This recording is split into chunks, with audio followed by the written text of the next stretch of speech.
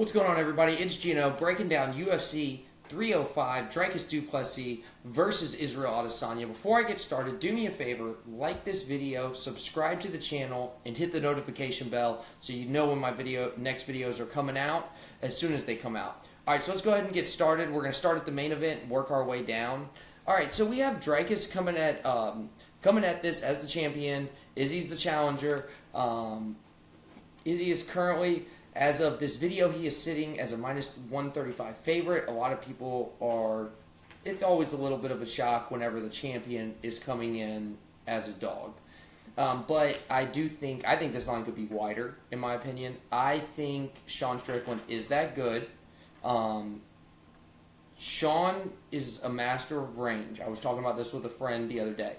He was able to stand at it was pretty brilliant when you look at his performance because he was able to get in the perfect distance from Izzy to be able to attack him while also taking away his leg kick. He took away that weapon of Izzy's, and Izzy, that leg kick, he will tear you up. And here's what I think happens. I think Dricus plots forward, and I think Izzy tags him up. I think a fresh Izzy tees off on him. I don't think Izzy was bad when he lost to Sean. I think Sean put him out of his game. So I just think a lot of times people don't want to give Strickland his credit. Strickland's that good. He beat Dricus. So anyways, I'm gonna go ahead and pick Izzy, and I think Izzy gets it done in under 3 rounds. Next, we have Kai Kara France fighting Steve Erceg. I think Steve Erceg has actually looked really good. I thought he came out, he lost to Pantoja, but he put up a good fight. It was competitive. It was a major step up. He's fighting a Kai Kai's tough as well. He's got a pretty solid chin. He got that kidney shot from Moreno that put him down, and that was a really great shot by Moreno. But if you look at Kai, he's lost a lot of submissions when he's gotten finished. Now I will say Erceg can do that as well. I think that Erceg has he has a little bit of a height advantage here. It's about a 4-inch height advantage. He's also a little younger, but I think that experience might go towards Kai. But I think either way, I think Erceg's the better person right now. I think he will go ahead and get it done. I could see him just getting it done by decision, but let's not write off that he could get it to the ground and land a submission, or he maybe could catch the chin. But I'd say it'd be more likely that they'd get into something on the ground, and then Erceg comes up with a submission. All right, next we have Mateusz Gamrot fighting Dan the Hangman Hooker. I'm gonna go ahead and make Dan the Hangman Hooker. He's going to be my dog play of the week. I like him. He has a nice range advantage here. It's about a 5.5-inch range advantage against Gamrot. And here's a note that I love looking at the stats. So if you go back and you look at Gamrot's losses, I know Gamrot beat Armand, which was a great win for him. But Gamrot lost to Kudalits, and he lost to Beneil Dariush. Both those guys have similar takedown defenses statistically, and then if you go and watch their film, they're hard to take down watching their film. So the stats are telling a proper story of the fighter. I say that to say those guys gave him problems with that, being able to stuff those takedowns and just keep that good defensive wrestling going while striking them. I think that Dan here, that Hooker has the wrestling, he also has striking. What I think happens here is I think this goes to a decision, but I think it'll be a combination of wrestling and striking. I think that there will be damage given to Gamrot, but I think ultimately, yes, the plus 210 is a value, so I'm going to go ahead and pick the Hangman to get it done. So I'm picking the teammates, the city teammates, Izzy and Hooker. So next we have Rosenstruck fighting Tai Tuivasa. I gotta be honest. So I know fans really like Tai, but he's looked bad. I mean, he was on a 5-fight winning streak. Now he's just lost 4 straight. He looks slower and slower and slower every time he comes out. I'd say he's one of those heavyweights that's going towards the bottom of the division. possibly on his way out soon. Then you have Rosenstruck, who is one of those like middle of the road guys. I would say like a Drew Dober for the heavyweight, where he's like a journeyman. Now Rosenstruck has he does have the ability to land it right on the chin. He has some recent finishes. He actually just finished Dawkins and Gaziev. That's right. Sorry, Gaziev. I had to check my notes. So he finished those two guys, and I think he can actually get that done here with Tide. So he's shown nothing to say that he can't be finished. He's gotten finished in several of his losses. So we'll go on to the next, and we're picking Rosenstruck to get that one done. So you have Prodis versus Zhang Liang Li. We're going to go ahead and pick Prodis to get it done, who is the favorite at minus 230. Lee has only been submitted once and knocked out once. That's one thing to note, because Prodis is he's more of a knockout guy, more of a finish guy, but he does have the technical ability to get a decision. So what I think happens here is a very tough Lee. He's not somebody that you just put away. He has a lot of heart. I think he gets beat up for 3 rounds, essentially. Striking, essentially. I think this fight stays on the feet, and Prodis just beats him up for 3 rounds. Possibly, like I said, Khamzat finished Lee. I don't know if you guys remember that one. That was pretty bad. But Chimaev, I think is that good. A lot of people are trying to say he's not, but that's just because he's not been active and he's been getting on our nerves. But he is that good. Anyways, let's go Prodis, and we're going to go with him to get the win. It's not something I'm going to look to do a whole bunch of betting with. This next one is the least interesting fight on the card for me. You have 2 powdered donuts and Walter Walker fighting Junior Tafa. Junior Tafa, after losing to the not good Usman. Yeah, the not good one. Sorry. That Muhammad Usman, sorry. I just call him the not good one.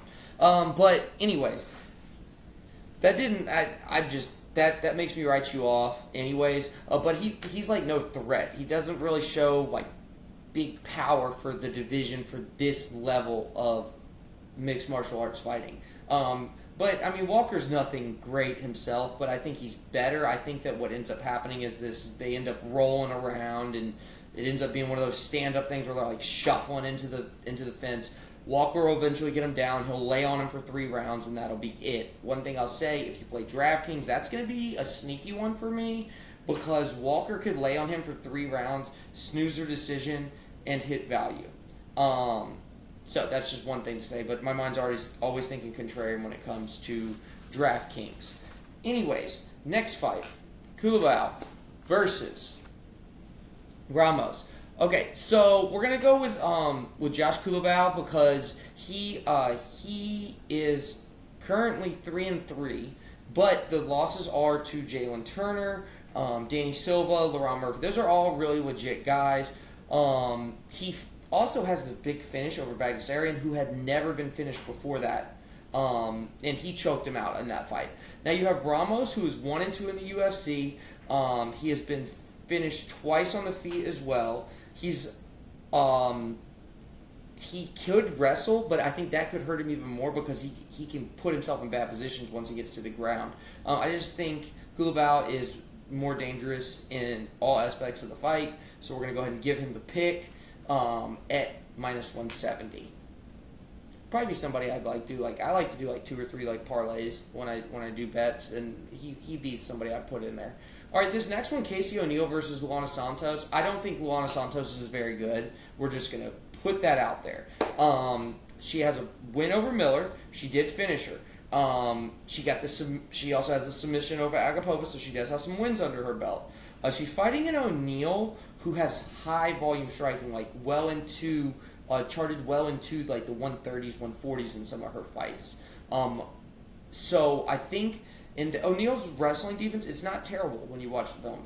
And I don't think Santos is some world-class wrestler with it either. She does have the submission ability, but here's what I think happens. I think O'Neill keeps it up. I don't think Santos is aggressive enough with that offensive wrestling or the tripping to be able to get it to the ground. And I think O'Neal keeps the range, and I think she just tags her out for 3 rounds. And it's just like a greasy women's MMA fight, so we always go with the plus money on those. All right. Next, we have Jack Jenkins fighting Herbert Burns. Herbert Burns is on his way out the door.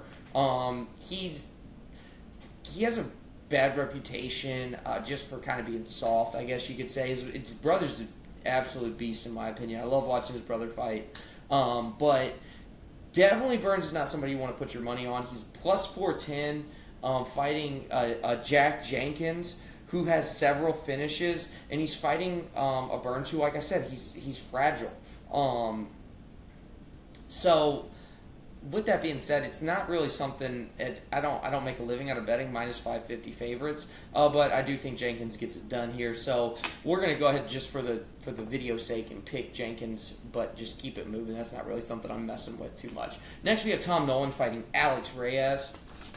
Okay, so Reyes is 0-2 in the UFC, and he has a gap in his fighting from 2017 to 2023.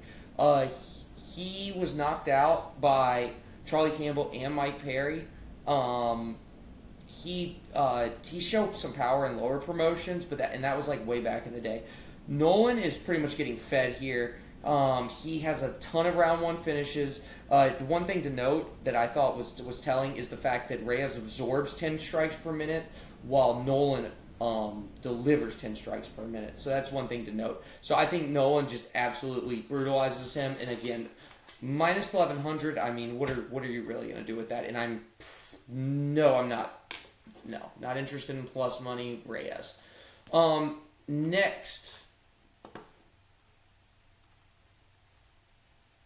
One second.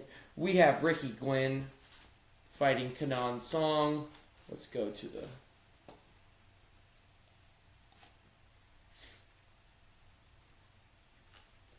So, Song is minus 230. Now, he has been finished in 2 of his 4 UFC losses, but he has power and striking. Ricky Glenn is 1-4, and he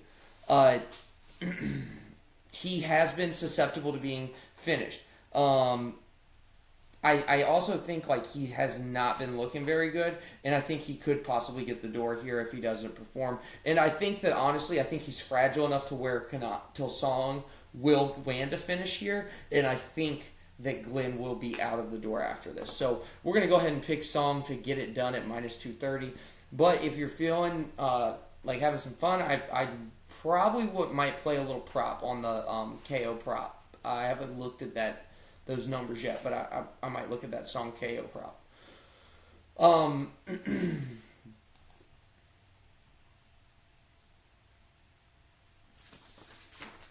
Next, we have Stuart Nicole versus Jesus Aguilar. I was going to say Jesus. But, so you have Aguilar, who's plus 185. I'm going to go with the dog here. He has a combination of power and grappling. He's 2-1 in the UFC. He has been submitted in both his professional losses, but he also has a 70% finish rate himself. Now, Stuart Nicole is taking up a big step up here. He has not fought anyone to this point. He's like a huge favorite 8-0 with no test at all, with nobody, like you would not know who he fought. And so I think it is from both of their guys' ability to land finishes. I think it's a high chance of violence. But I think Aguilar comes out and shocks him. So give me that plus 185 dog. This is another one of my more favorite dog plays. Okay, guys. So that's it. I appreciate you hanging with me. I have below is a link to the DFS Army. I talk a lot about DraftKings. The team I work on at the DFS Army, we give picks for that. We also do all sports. NFL's around the corner. If you're interested, check it out. Use my promo code DFLGino and you'll get 10% off. Again, if you haven't done this yet, subscribe to the channel, like the video. Go ahead and hit the share button as well. Share it with your friends. I appreciate it. Good luck this weekend.